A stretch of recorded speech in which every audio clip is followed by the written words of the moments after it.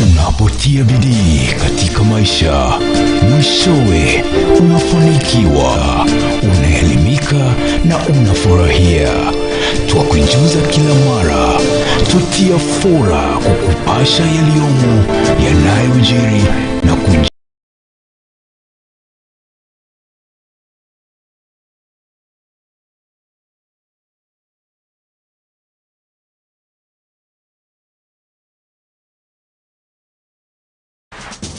Unapotia bidii katika maisha, mwishowe unafanikiwa. Unapotazama runinga maisha, unajifunza, unaelimika na unafurahia. Twakujuza kila mara, tutia fora kwa kupasha yaliyomo yanayojiri na kujenga maisha mbeleni. Hii ni runinga ya maisha.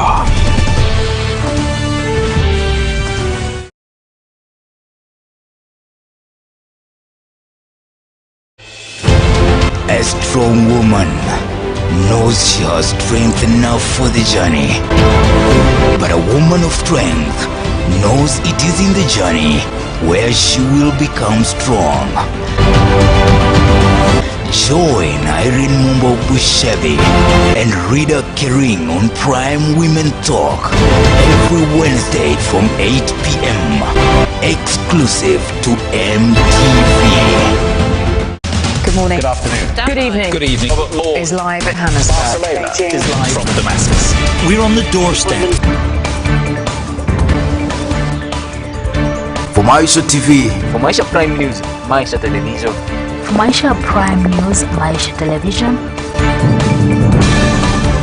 Trusted news, trusted sources, trusted dissemination of information.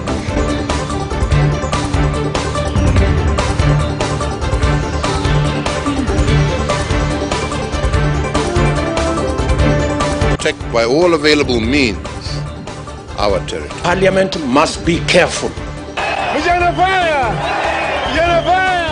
Maisha Prime News, Monday to Friday at 8 p.m. Trusted, unbiased, authoritative. The stage is set. The time is now. Credible news. It is Prime News. Only on Maisha TV. Prepare for the beast.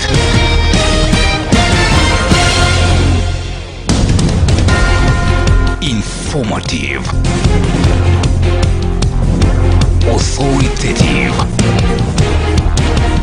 unbiased. Welcome to Maisha News.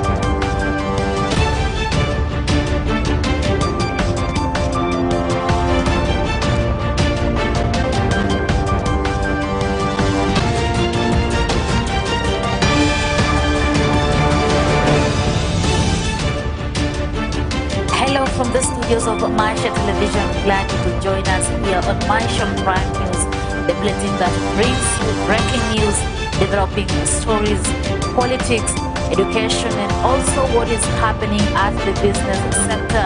Just as I mentioned for you, the Orange Democratic Movement ODM party leader RAILA Odinga has received a massive boost in his presidential bid after 30 governors endorsed his candidature.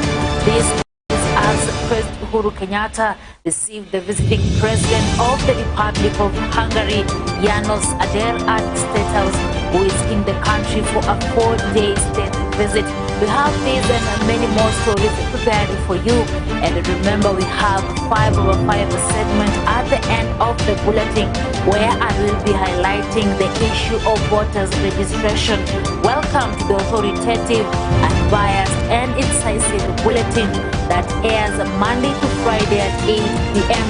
and 9 a.m. and on weekends, that is Saturday and Sunday at 9 p.m. My name is KERING CHEBET'S.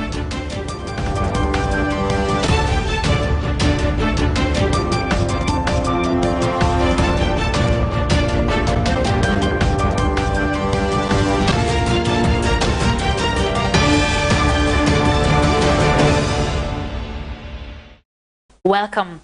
The Orange Democratic Movement party leader RAILA Odinga has received a massive boost in his presidential bid after 30 governors endorsed his candidature. RAILA on Monday, January 17th, met 26 governors in Naivasha who were in support of his presidential bid under the Azimio la Umoja movement.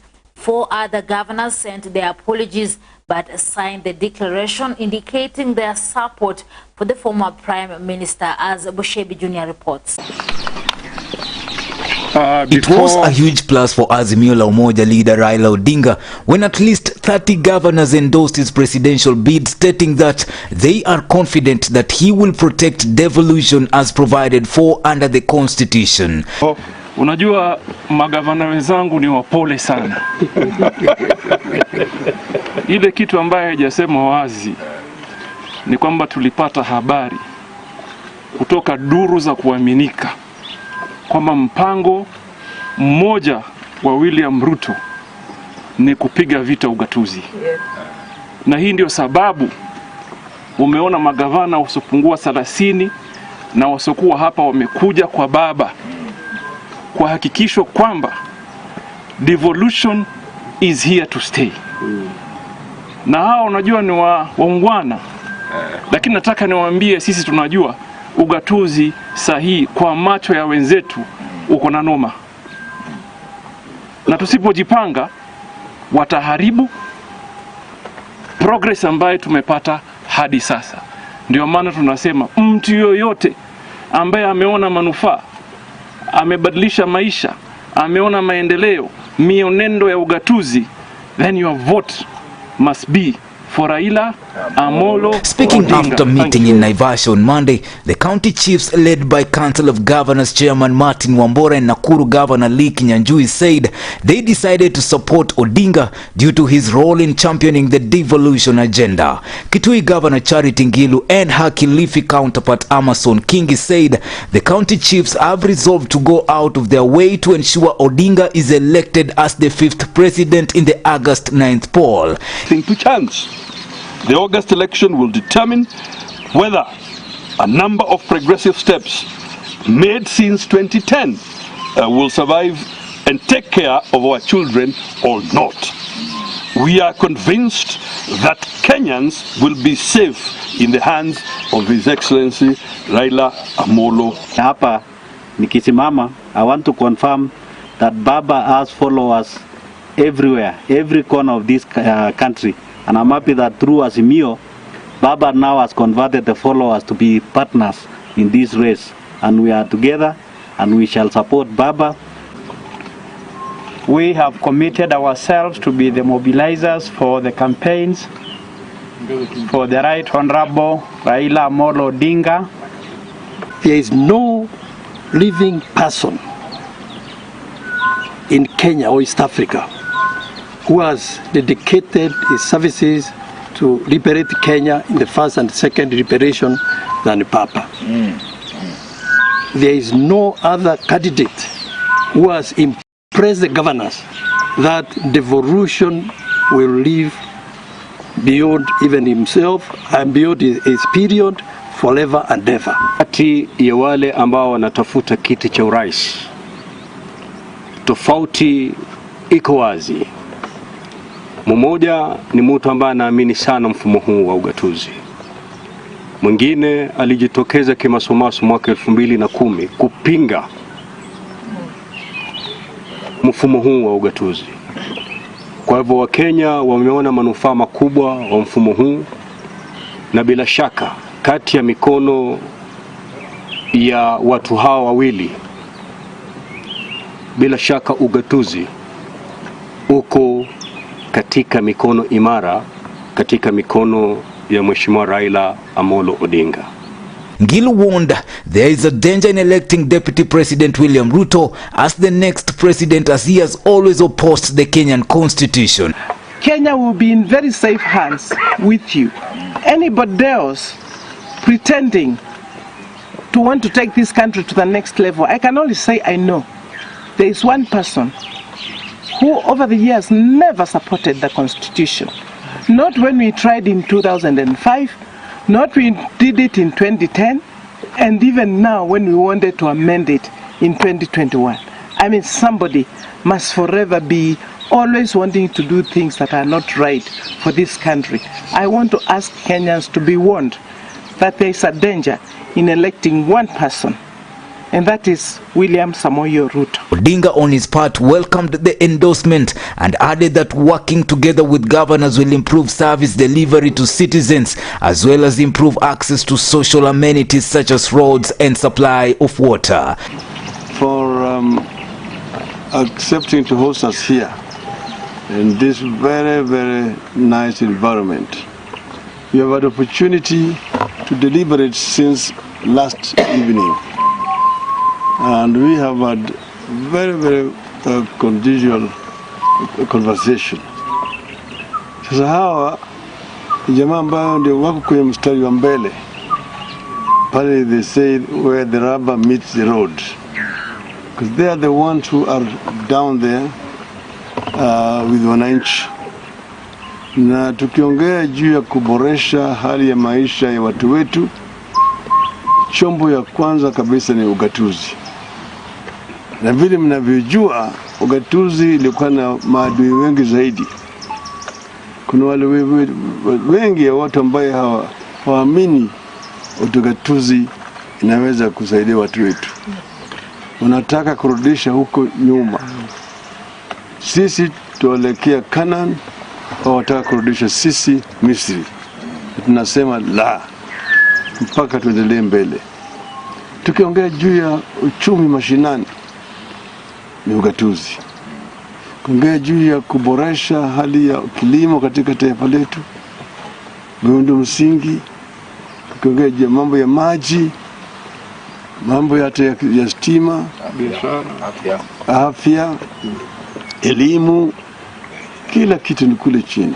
The governors were in a meeting with Raila at Enashipai Resort and Spa Hotel in Naivasha for Azimio la Umoja Consultative Forum. Raila was accompanied by Governors Lee Kinyanjui of Nakuru, Charity Ngilu of Kitui, Wycliffe Oparanya of Kakamega, and Martin Wambora from Embu, among others. The meeting in Naivasha comes 2 days after Raila launched his presidential campaign in Thika on Saturday, where he was endorsed by a section of Kiambu elected leaders. Reporting for Maisha Prime, Maisha Television, Ambusha Bejonia.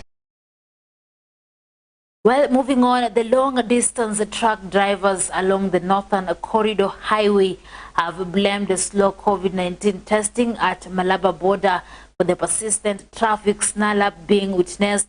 The huge snarl-up has cut across 3 western counties of Busia, Bungoma, and a part of Kakamega counties, stretching for about 80 kilometers up to Luandeti.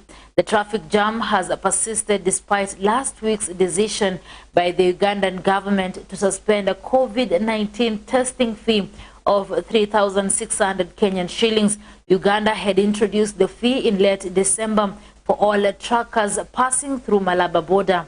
The truckers who spoke to Maisha Television say that they were more health officials deployed on the Kenyan side of the border to conduct rapid COVID-19 tests on the truck drivers crossing into Uganda.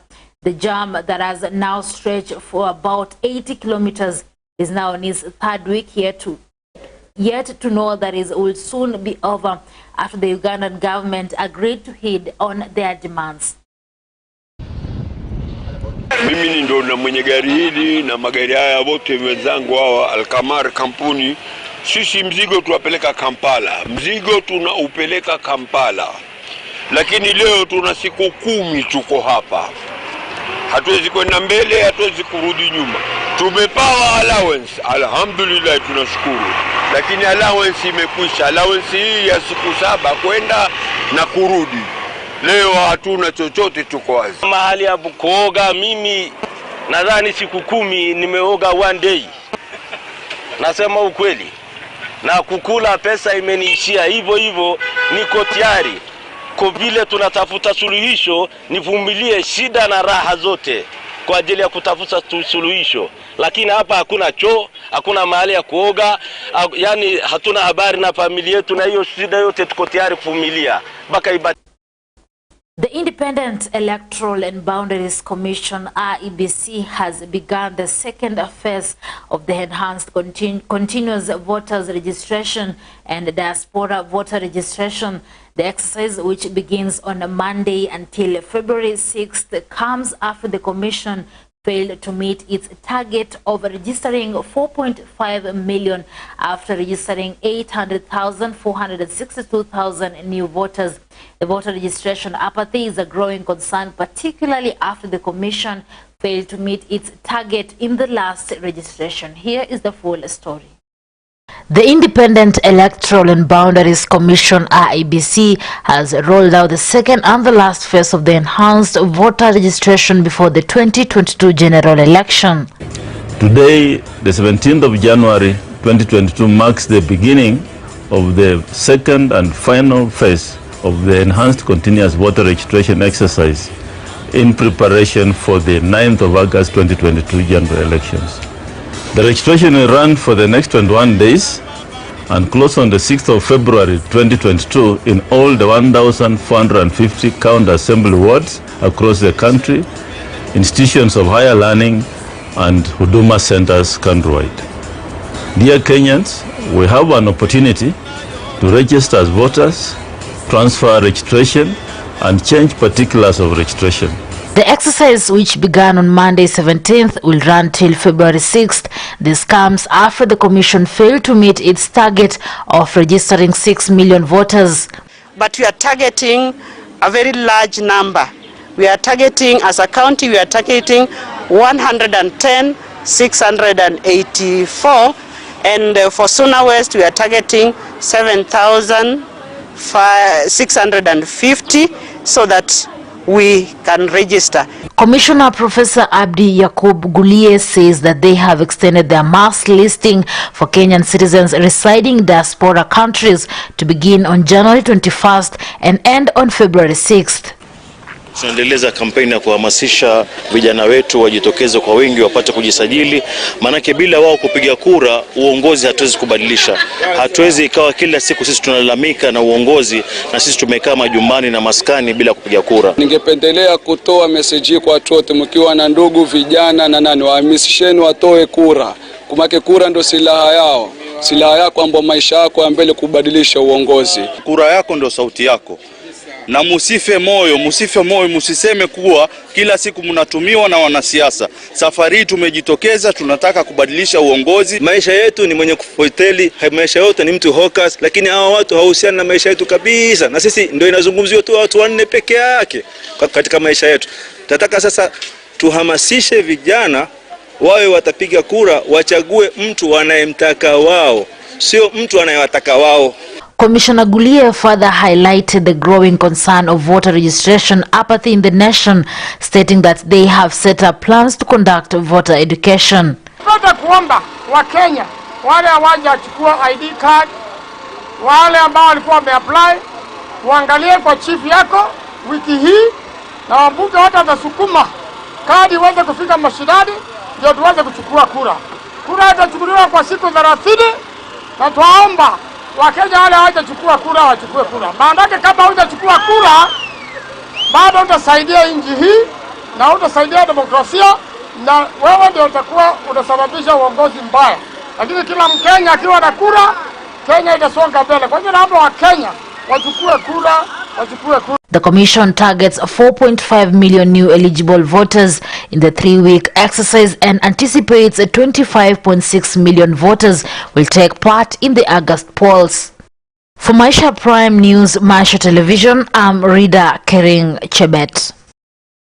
Pressure continues to mount on Amani National Congress party leader Musalia Mudavadi to declare his political stand and his support for the One Kenya Alliance. OUTCRY Mavoko Member of Parliament Patrick Makau says the ANC leader should come out clearly and tell Kenyans whether he is in OUTCRY or Deputy President William Ruto's UDA.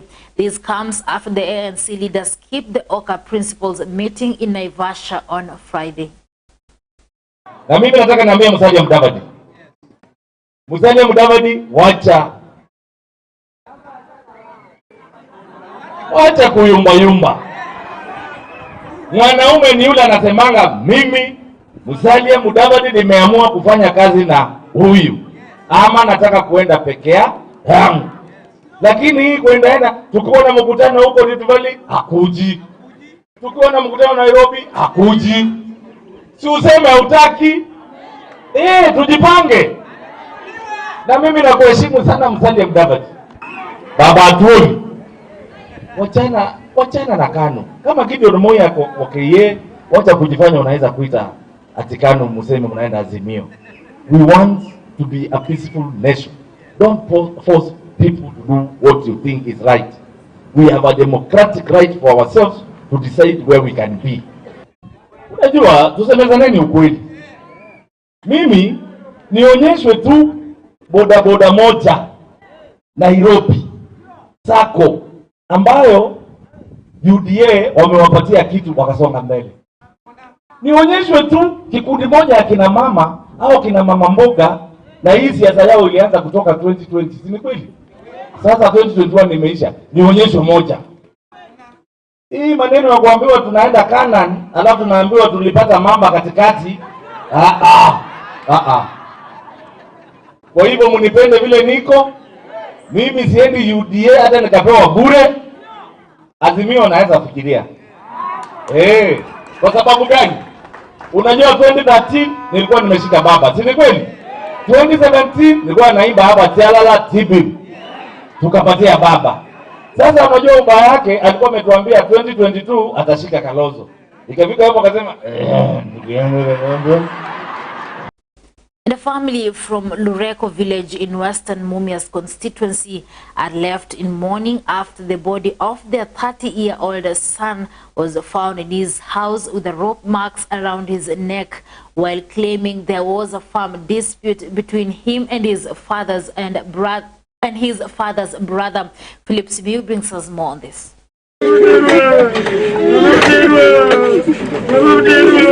It is alleged that the victim had paid his brother 120,000 for a piece of land, but later found that the same piece of land had been sold to another buyer by his stepfather. Alinunua hiyo shamba, hata baba yake amenionyesha agreement yenye walitengeneza kwa hiyo shamba, alipeana 120,000 kununua hiyo shamba juu yeye pia alikuwa na mtoto, ila alinunua hiyo shamba mtoto wake anaweza ishi hapo na yeye mwenyewe.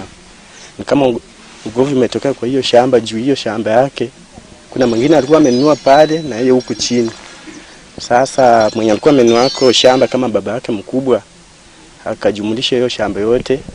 According to his mother Agnes Mukuyu, his wife left home leaving him with nothing to live for. Baba yangu amenyang'anya shamba. Huyo pia na shemeji yangu. Baba yangu amenyang'anya shamba. Tena bibi yangu ameenda. Sasa kitu kilioko sitaki kuishi kwa hii dunia.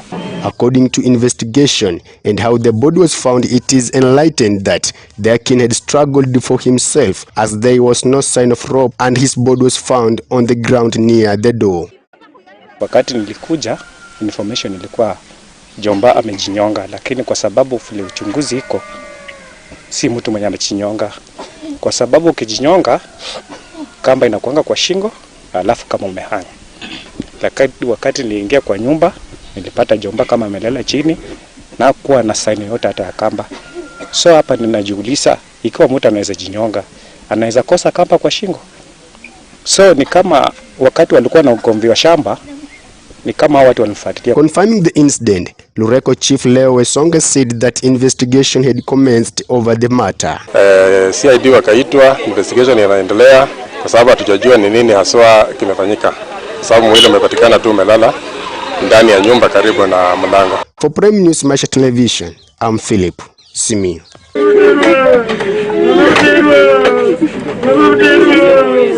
President Uhuru Kenyatta on Monday said that Kenya is ready to establish a diplomatic mission in Hungary's capital, Budapest. Speaking after bilateral talks with the visiting Hungarian President János Áder, Uhuru said the embassy will be established at the earliest opportunity to increase presence in Europe. The president added that Kenya is particularly keen on creating more collaborations between its vibrant private sector and their Hungarian counterparts as an avenue of fully exploiting the immense potential for trade and investment that exists between the two countries.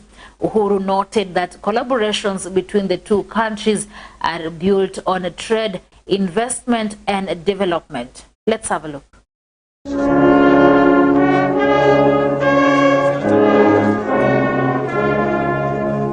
President Uhuru Kenyatta on Monday received Hungarian President János Áder at State House in Nairobi, where they're expected to hold bilateral talks. President Áder was welcomed by the president and accorded an elaborate state reception that included a guard of honor mounted by a detachment of the Kenya Air Force and a 21-gun salute.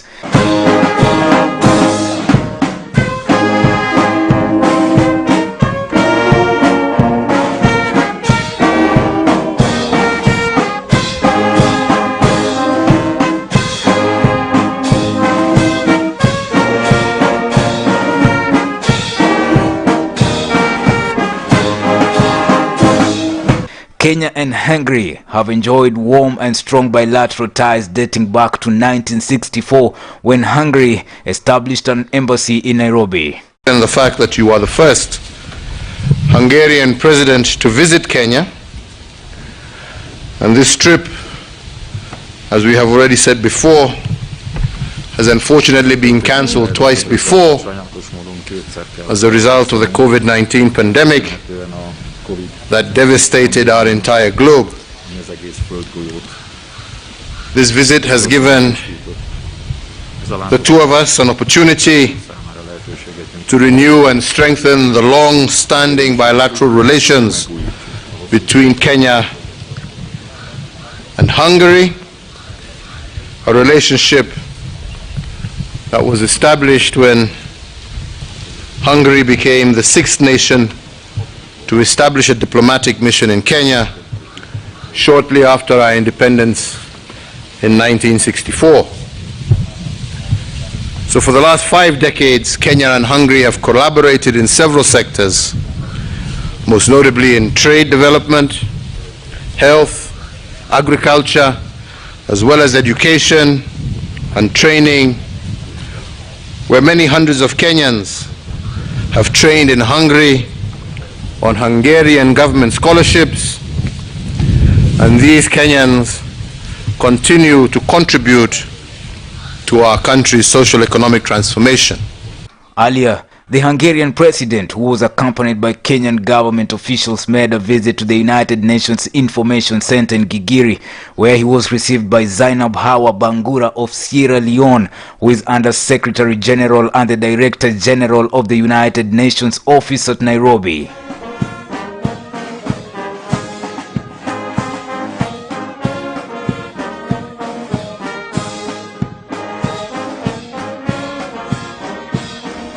On arrival, President Áder planted a tree and was also introduced to representatives of senior heads at the United Nations Human Settlements Program and the United Nations Environment Program UNEP, thereafter signing the visitor's book.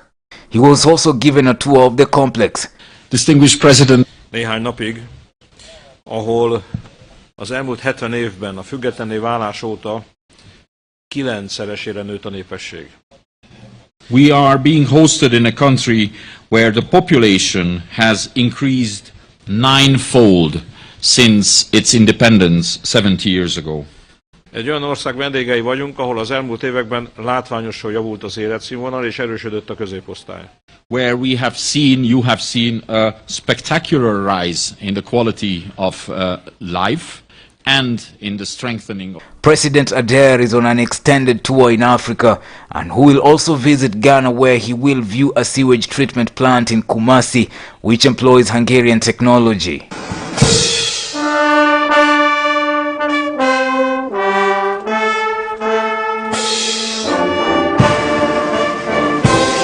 Reporting for Maisha TV, Maisha Prime, Ambusha Bejonia.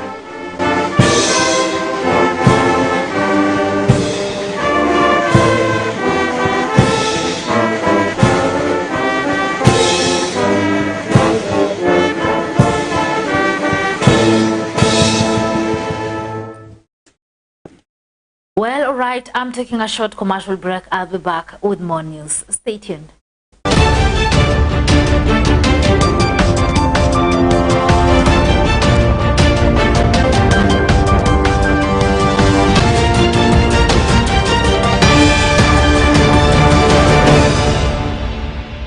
Now, education is always the key to success. Education is the background. Education should be the foundation. As Maisha TV, we embrace, we honor, and we value education. Education is a way of bringing information, knowledge to our people. And that is the basic importance that we can see education doing. We are here as solid partners to the growth of academics and career building in the nation.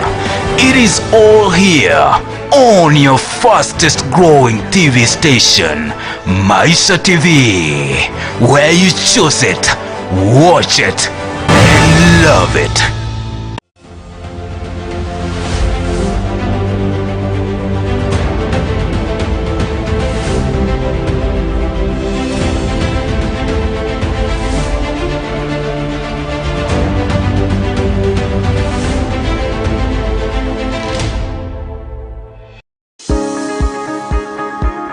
Knowledge is power. Information is liberating. Education is the premise of progress in every society, in every family.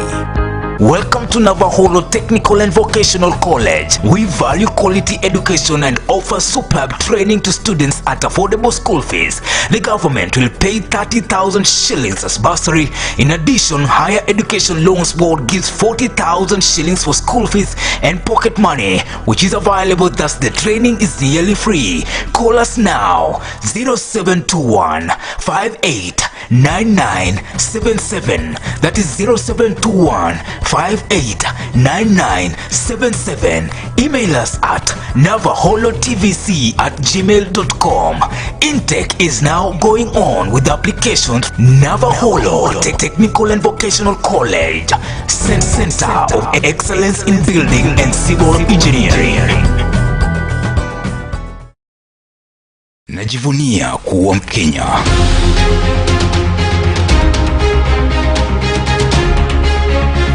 Na ninajali matukio yanayojiri nchini Kenya na ulimwengu mzima. Natazama runinga ya Maisha ili nipate habari kamili. Naichagua, naitazama na ninaipenda.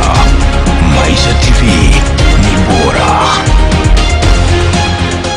Study your diploma or certificate course in fashion design and clothing technology, beauty therapy and hairdressing, among many.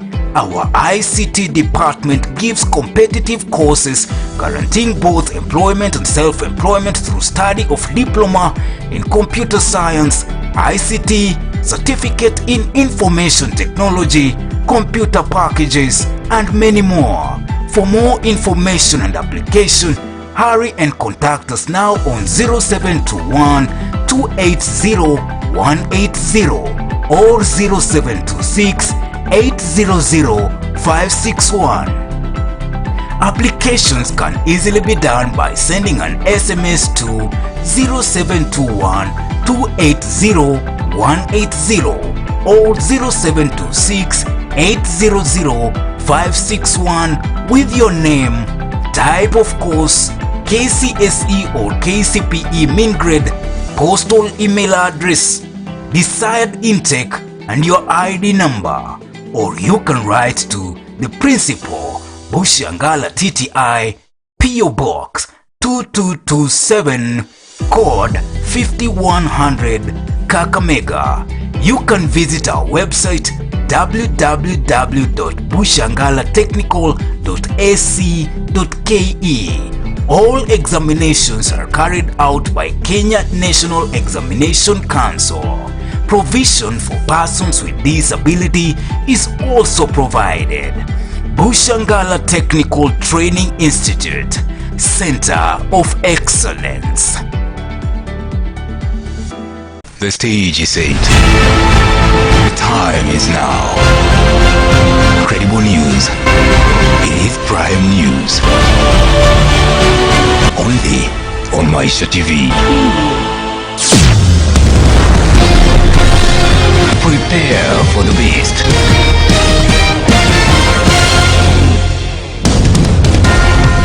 Informative. Authoritative. Unbiased. Welcome to Maisha News.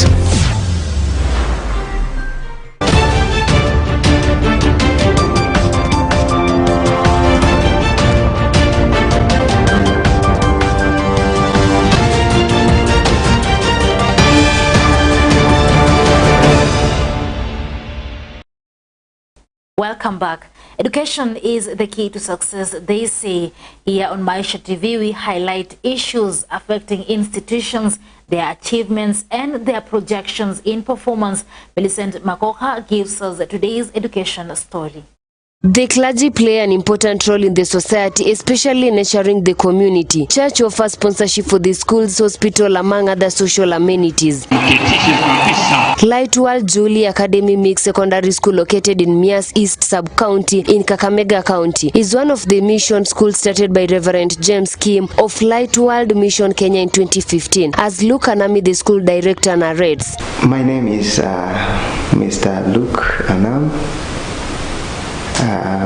the sitting school director of Light World Jewel High School. Light World Jewel High School is a mission sponsored or church sponsored school. It is sponsored by Light World Mission of Kenya, and the school was started in the year 2015 by a missionary from South Korea. He is now the late Reverend James Dr. Suksukim, who passed on in the year 2016. But we thank God because of his life, because through him this school was built. So Lightwell Jewel High School is a mixed boarding day and mixed boarding school. And also it's also a day, we have day scholars. The school is situated in Mumias East Sub-County, that is in Kakamega County, Mumias East Sub-County, at a place called Indangalasia. The late founder founded this school. His vision was actually to help the vulnerable children in the society, and especially pastors' children, because as you know, most of the times pastors are always busy preaching the gospel and they forget about their children, or maybe sometimes because of economic hardships they are not able to take the children to school. So in the last 3 KCSE exams, the school has posted good performance. This is due to the great work done by the teaching staff. We have a lot of emphasis on good performance performance from the students. And so far as, I don't know if you have looked at our performance, our mean score has been in the range of 4.0 because we have done exams for the last 3 years.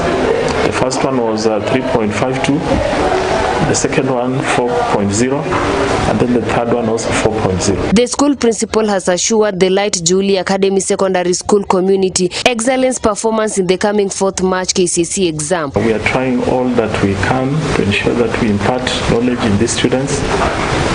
The population has been low, but it is coming up with time. And we have a mixed breed of students. We have boys and girls, and we also have boarding and day facilities. We are hoping that this year we are going to increase that to 5.2. And the subsequent years will also be increasing in terms of performance. Fee is pocket friendly because we charge it 25,000 for boarders. For the day scholars, we are charging 9,000, same with public schools. We have also employed a matron, a school matron who is taking care of the girls, and also on the side of boys. All our teachers are staying within the schools. Mr. Anami has urged the national government to also give sponsorship to private learning institutions as they all offer quality education as the public institution. So I would want to take this chance to also share some of the challenges that we are facing as a school since the school began. Number one is textbooks. As you know, the sponsors cannot offer everything, but we are trying. So we also have a challenge of textbooks. We have a few, but we also pray and request the government, especially the Ministry of Education, they can also consider us by at least helping us get more textbooks and learning materials, and pray that the government will consider also encouraging students to join private schools, because we believe that we are also stakeholders in education, because we are also helping students who maybe some couldn't have joined high schools, but now we give them a chance.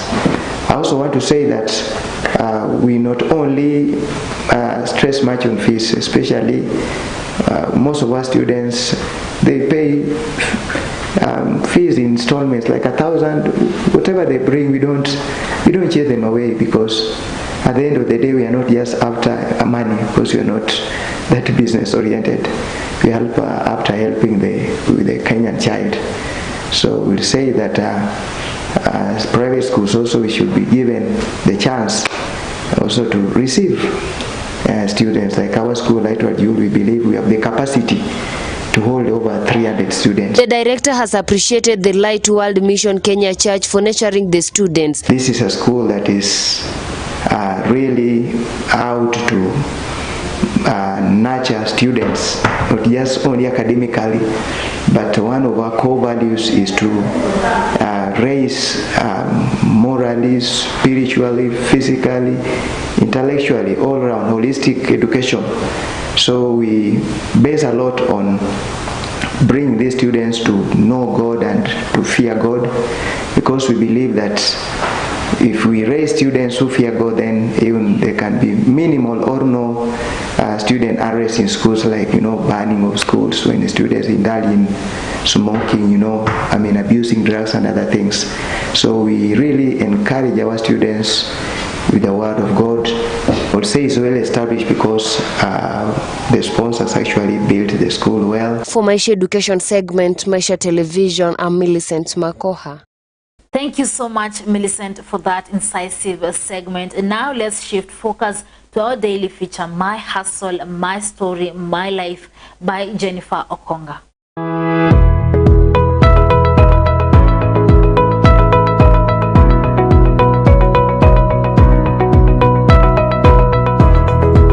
We expect explore, to learn. And we interact with friends, relatives, and those we so-called strangers to make friendship. And at the end of the day, we come in a conclusion, learning or figuring out ideas that at the end of the day can encourage one in the society.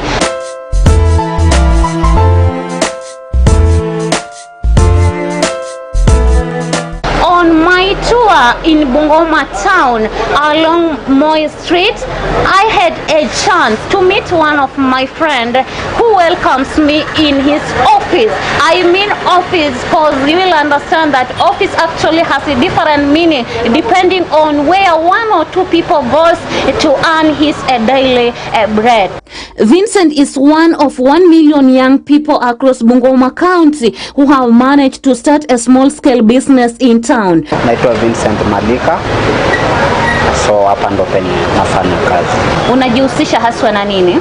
Okay, najihusisha na biashara za electronic ambapo niko chini ya Peter Ng'ang'a ambaye ndiye mwajiri wangu. Okay, hii sole yangu nilianza kitambo kidogo ambapo nimeweza kufanya kwa duka 1, 2, 3 hivi. So hapo ndo penye nilianzia back kwa Jordan mpaka saizi penye niko, so imekuwa ni long journey. Vincent says he started his hustle immediately after finishing campus, and out of love and passion for his work, he has managed to work in 3 different companies and hopes to start his own electronic and ICT center soon. Okay, na feel poa, juu at least saizi nasema niko na experience kwa biashara, so na feel poa. Mbona ukaamua biashara ya electronics huko amua biashara yoyote ingine ile? Electronic at least naelewa sana upande wa TV and whatever ukicompare na upande wa manguo, sababu hii ni rahisi, mteja akikuja unaweza mtestia na aweze kuona kila ambacho anataka na aweze kujisikia kwamba kila ambacho anachukua ni kitu cha dhamana. The COVID-19 pandemic has created additional challenges with restriction on movements and wider economic downturn, limiting employment and educational opportunities. Ukikombea before na after corona, unaweza sema vipi? Naweza sema kwamba kumekuwa na challenge kubwa, sababu wakati wa corona kumekuwa na shida sana, sababu wateja kwanza walikuja wakapotea, so kupata umauzia mteja TV inakuwa ni vigumu. Unapata umekaa na mali yako kwa duka, hakuna mtu ambaye anakuja sababu ya ugonjwa wa corona. Wengi wao wanakuambia hana kitu cha kununua, haoni haja ya kununua TV na ile hali anakaa njaa. So kumekuwa na challenge kubwa sana wakati wa corona. He also encouraged other business traders to lay strategies and work hard to achieve their goals in business, urging the youth to come out in large numbers and invest in business. Mtu anaamka asubuhi, yuko pale stage, yuko wapi, afanyi chochote, waweza mwambia vipi? Okay, kwanza naweza ambia my youth, manze mjitume. Besides hakuna kitu ambacho kinakuja rahisi hivyo, so lazima ujitume kuliko kushinda umekaa pale kwa baraza, sijui mnajiita wanasema ati umekaa kikundi, nasema hakuna job. Manze job kweli hakuna, lakini lazima ujitume, utoke nje uhustle, na at the end of the day God ataleta, God ataprovide.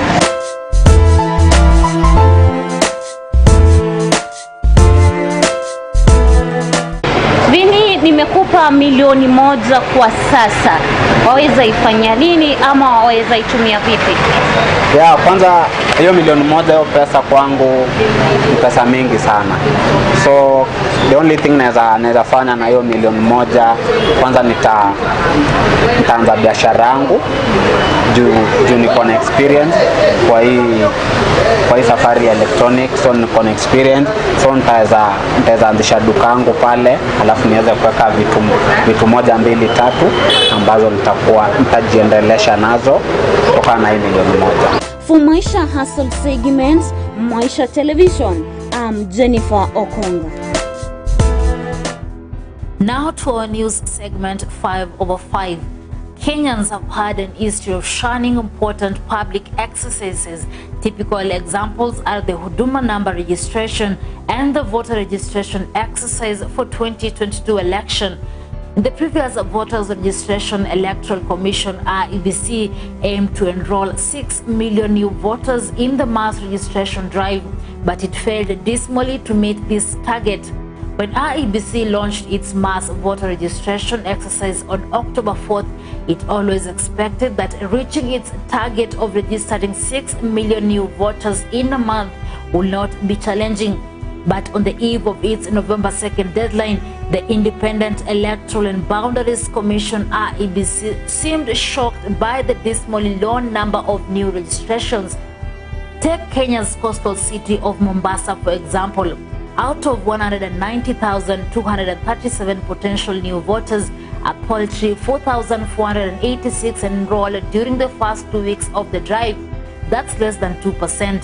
The rest of the country, including the capital Nairobi, had a similar meager registration rates. Electoral Commission initially set a target of recruiting some 6 to 7 million new voters before lowering its goal to 4.5 million. But even that figure won't be met because young people don't see the motivation. We have even seen some young people demanding cash handouts before registering as new voters. Well, on Monday, the REBC started the second and the last phase of continuous mass voter registration exercise across the country before the 2022 general elections. The Commission is hopeful of clinching the 4.5 million target in the second phase, which ends on February 6th. To the youths and any eligible Kenyan who has not registered as a voter, don't wait till the rush hour. Your vote is your voice. That was our Prime 5 out of 5 with me, reader KERING CHEBET'S, and that marks the end of the comprehensive and authoritative bulletin Maisha Prime News. Let's meet on Tuesday at 9 p.m. for another bold and incisive bulletin. Have a lovely night.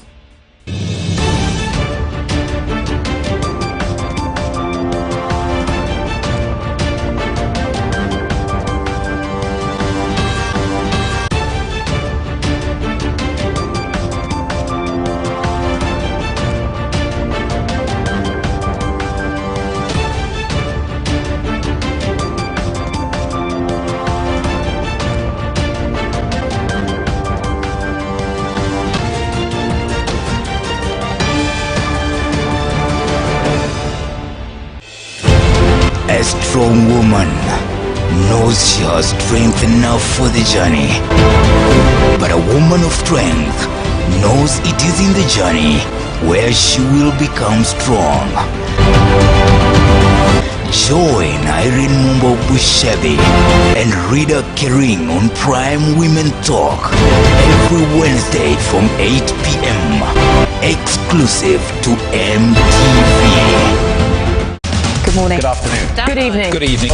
Is live at Hammersmith. Barcelona is live from Damascus. We're on the doorstep. For Maisha TV. For Maisha Prime News, Maisha Television. For Maisha Prime News, Maisha Television. Trusted news, trusted sources, trusted dissemination of information.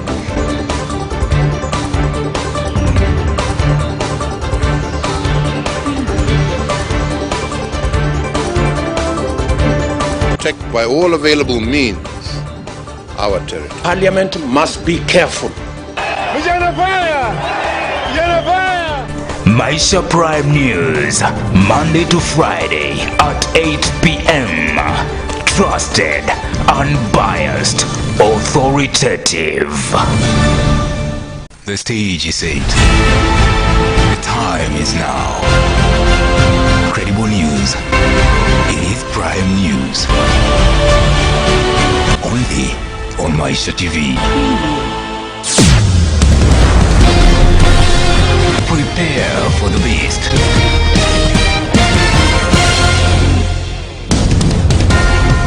Informative. Authoritative. Unbiased.